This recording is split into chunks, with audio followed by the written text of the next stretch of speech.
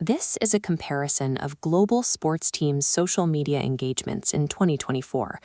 Real Madrid and FC Barcelona take the top two spots, but right behind them, with 1.8 billion interactions, is the Royal Challengers Bengaluru. The center of this fandom is the M. Chinnaswamy Stadium, a brightly lit fortress in the middle of India's tech capital.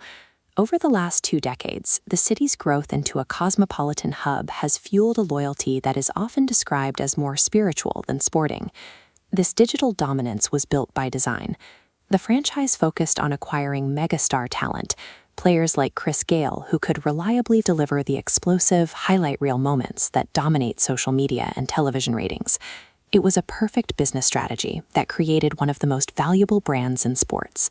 But for 18 years, it failed to produce a single championship. The statistics of this failure were staggering.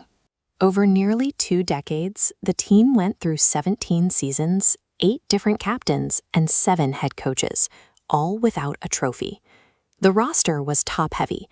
By investing so much of the budget into a few batting superstars to drive marketability, the team lacked the remaining funds to build a deep squad or a bowling attack that could survive high-pressure matches.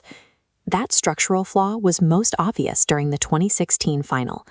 Despite a record-breaking season from their biggest stars, individual brilliance wasn't enough to beat a more balanced opponent. RCB lost by just 8 runs. A team optimized for individual highlights and commercial appeal is often incapable of surviving the attritional reality of a long championship tournament. In early 2024, Smriti Mandhana led the women's team to the WPL title. The victory provided the organization with concrete evidence that their trophy drought was not an inescapable fate.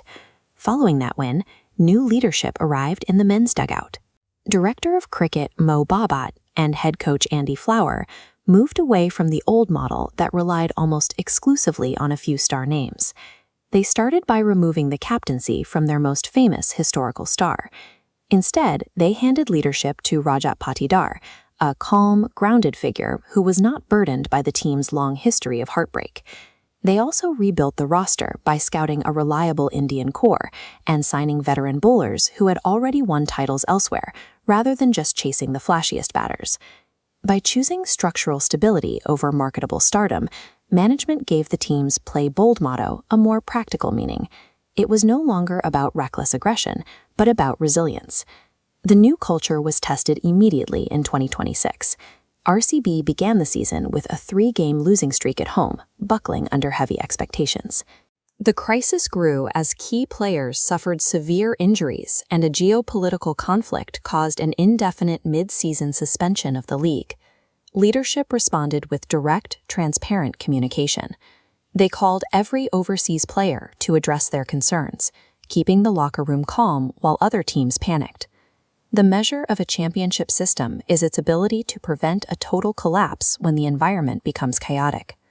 During the 2026 season, 9 different players won Man of the Match awards. It was proof that the team no longer lived or died by a single superstar. The entire bench was finally capable of contributing. That collective strength led them to the 2026 IPL final.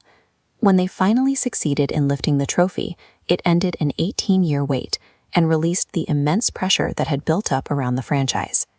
The victory brought new validation to the city of Bengaluru, as the team's massive commercial brand was finally supported by a championship title. A massive global brand can be built on the back of superstars and viral highlights, but winning a trophy requires a resilient system,